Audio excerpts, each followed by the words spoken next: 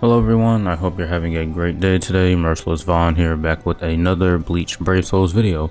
In this one we're going to be talking about the Santa Society Crown Summons banner that's going to be releasing in less than 24 hours. Hopefully you enjoy. If you do, leave a like.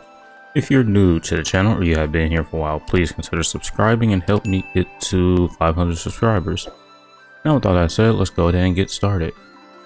So first things first that you need to know about this banner, well, like I said in the intro, it's going to be less than 24 hours before this banner releases. We're getting two new Christmas units, this Grimmy and this, don't know how to pronounce that, so I'm just going to say this unit right here.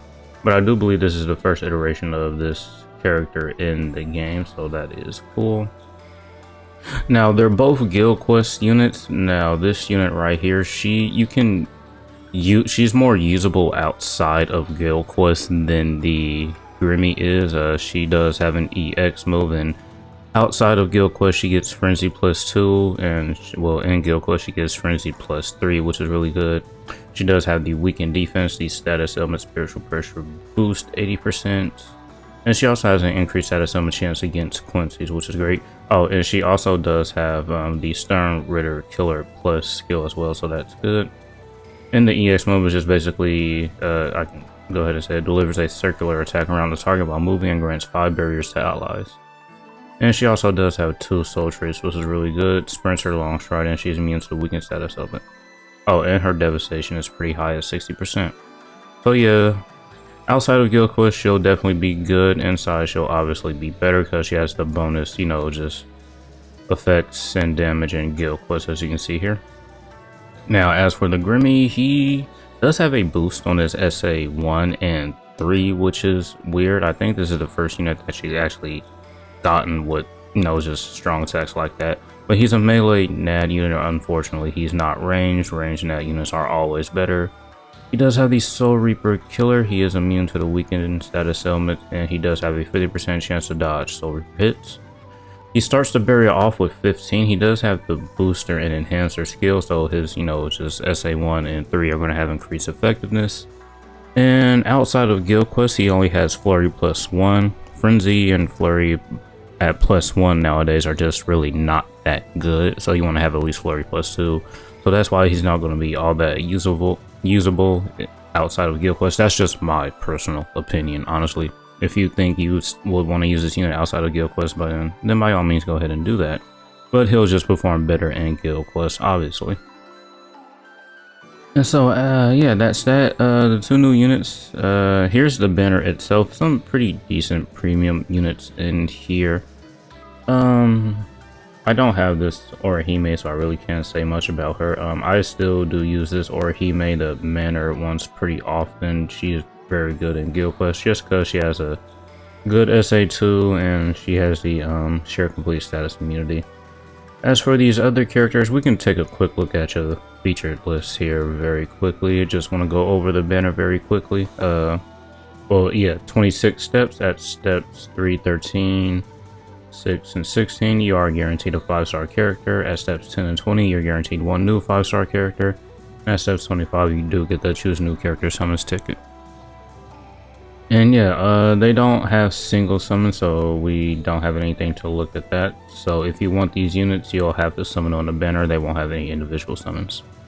But as for now, we can take a quick look at the other featured units. Alright, so here we have the Featured Society Orihime. She is a technique unit with the Soul Reaper Killer, soul trait damage taken -21%. Let's see, she's a ranged unit with no status elements on her attacks, but she does have a boost on her SA2. Sprinter, long reach, and damage to Soul Reaper enemies. Or, excuse me, she has a 50% chance to dodge Soul Reaper enemies. Sorry about that. Her bruiser is 60%. She is immune to paralysis. She gets Flurry +1 except in some quest types, and she gets Flurry +2 in Guild Quest. So again, another Guild Quest unit. She has some increased damage and more increased damage in Guild Quest that goes up to 30%.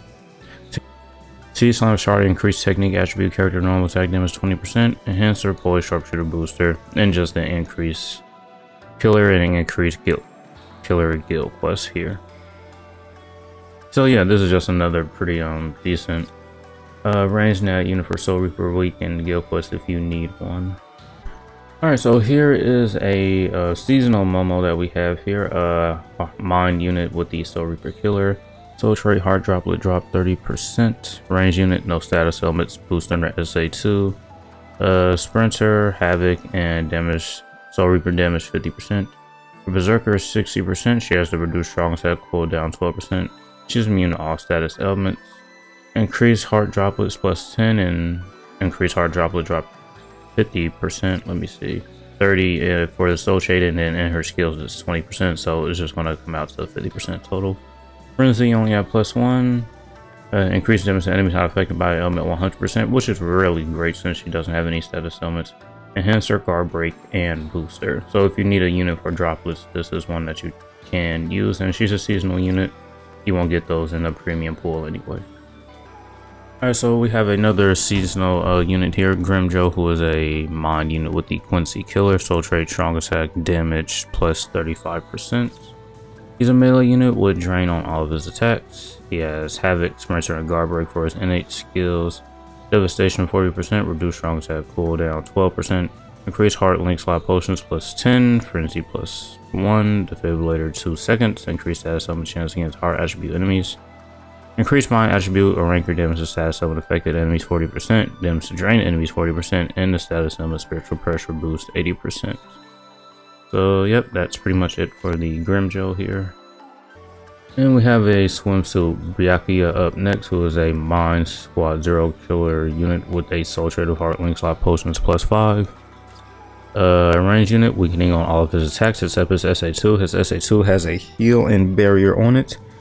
Innate skill, Sprinter, Medic, full stamina only, increased strong attack damage 40%. Bruiser and Devastation are both at 40%. Reduce strong attack cooldown 12%. Team/party, increase mind attributes, so Reaper damage, strong attack damage 20%.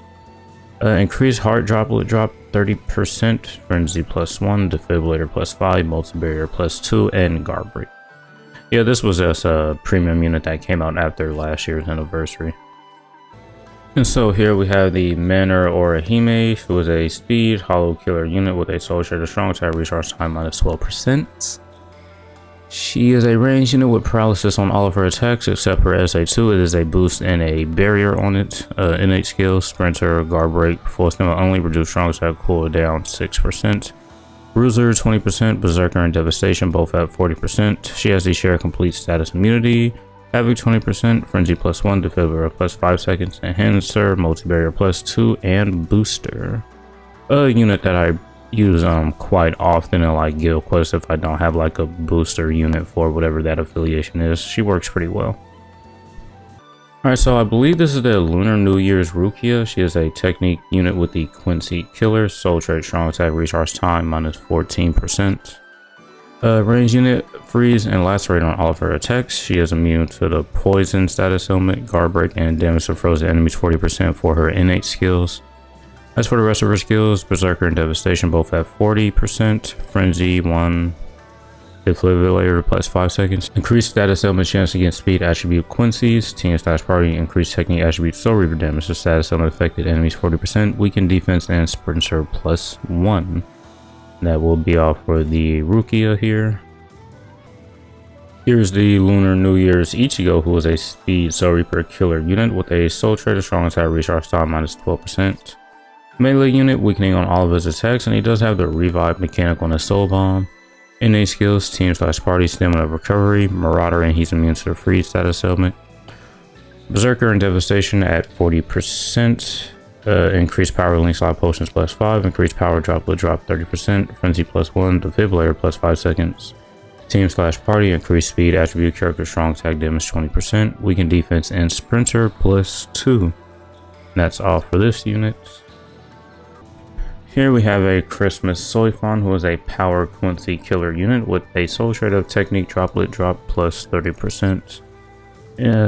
All of her attacks have paralysis and she's a ranged unit, except her SA2. Her SA2 is a boost and a heal on it. Guard break, Sprinter, and Medic are her innate skills. Berserker and Devastation at 40%. Reduce strong attack cooldown 12%. Increase technique link slot potions plus 5. Frenzy plus 1. Defibrillator plus 5 seconds. Enhancer and Booster. Yeah, you can tell we're going pretty far back. These last few units don't have that many skills. And a very, very old unit that we have for last year is the Cacao Society Grimjo. Fun fact, he came out when I first started playing the game. That was a while ago now. Anyways, he's a technique, a ranker killer unit with the soul trait of strong attack recharge time minus 12%.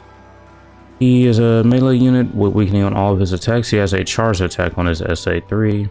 His NA skills are weaken resistance 100%, guard breaking damage to weakened enemies 20%, bruiser 20%, devastation 40%, increased super release lock potions +5, increased speed link lock potions +5, havoc frenzy +2, defibrillator +5 seconds, team/party increased technique attribute or ranker damage status of an affected enemies 20%, and sprinter.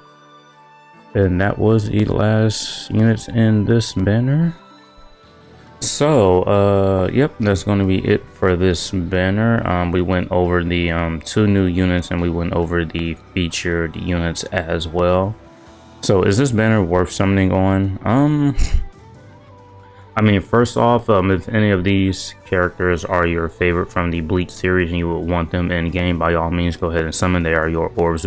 You do whatever you want with them. Or if you're just a collector and you would like to have every unit in the game, then by all means, go ahead and summon. Do what makes you happy. This is a game. Games are meant to be played to have fun. But in my personal opinion, you can skip it, really. I mean, we already have the date for the Bankai Live that will reveal the end of year characters anyway. But since I guess we're not getting poll selection this year, if you just so happen to want to summon on this banner, you definitely can, since, you know, we're getting one less banner this month, this time of year. But yeah, skip it. Save for end of year banner. We don't know what those characters are going to be. They're probably going to be very hyped and very strong characters. But anyways, that's my personal opinion. Anyways, like I said, you do whatever you want. So that's going to be it for this one. Hopefully you enjoyed. Thank you for watching. And as usual, until next time.